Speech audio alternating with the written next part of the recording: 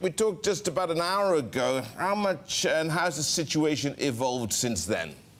Well, it's firmed up here, and it definitely Trudeau is the victor here in tonight's election. The margin is still being sorted out, but he'll end up with a minority, almost certainly with a fairly wide margin over his next closest rival in terms of the number of seats. He pulled this off despite getting an equal amount of votes. So in some ways, kind of a reverse Trump effect, where his, he managed to really cash in his votes for a lot more districts than his closest rival did. So where does that leave us? That means Trudeau is going to comfortably govern for, the next while.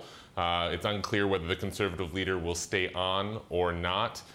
Trudeau's most likely partner, he'll govern vote by vote. His most likely partner is the left-wing NDP, but he doesn't have to necessarily govern with their support. So this is measured against 2015 is a rebuke for Trudeau, and is sort of got sent a message by voters. But measured against what it could have been, Liberals will be celebrating. Trudeau Liberals will be celebrating tonight with their sort of commanding victory against what could have otherwise been a really close result. And Josh, I guess a lot of that close result kind of hinders a little bit on some of that backlash that Justin Trudeau himself had as well. Does this tough win, though, mean that there could be potentially more fiscal stimulus? Absolutely. I mean, Trudeau had already pledged to go more to that. He'd sort of thrown out any concern about deficit spending in his first term. Now, if he looks either with the NDP or perhaps the Bloc Québécois, which is the French province sort of party, either one he'd probably have to give some goodies to get their support. So I think we can expect that fiscal track to sort of expand a little bit, if you will. Trudeau's always said that the debt to GDP ratio is his sort of anchor point rather than the actual annual deficit figure.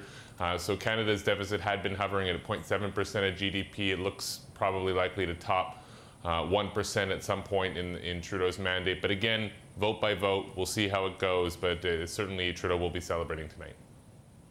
Josh, was it an election for him to lose rather than to win, given all the scandals surrounding him, against a backdrop where the economy, as you were suggesting earlier, has been doing pretty well?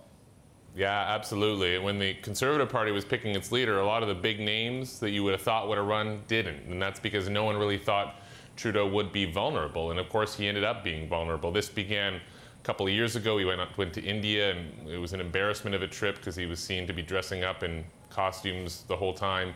And then he had a major scandal around SNC-Lavalin, a Canadian construction and engineering firm. And then, of course, the blackface revelations during the campaign. All of these have sort of given buyer's remorse to his progressive coalition that he swept together with a bunch of pretty lofty promises, arguably unmeetable promises 4 years ago.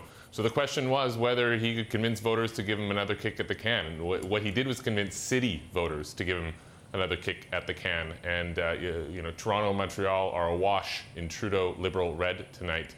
And there's going to be frustrations in a lot of other parts of the country, particularly the oil-producing parts, that are awash in Conservative blue.